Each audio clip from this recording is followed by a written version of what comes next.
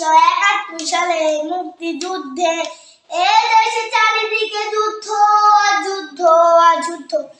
আমার খোকা ঘরে আর বইয়া রইল না, আমারে কইল মা যুদ্ধ হইতেছে, আমি যুদ্ধে যাইব, তুমি আমার লাইগা আল্লাহর কাছে দোয়া করো আমি যাতে এই দেশকে স্বাধীন করবার পাই।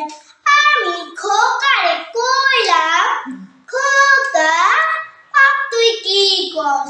আমি কিছুই বুঝি না, আমি মুখ্য সূক্ষ্ম মানুষ, এত কিছু বুঝি না। বাবা যুদ্ধ কি? আমার খোকা আমারে কইল মা যুদ্ধ হইতেছে, আমাকে দেশের অধিকার, আমাকে মায়ের অধিকার ওরা কাইরা দিছে মা, আমাকে স্নান করবো মা।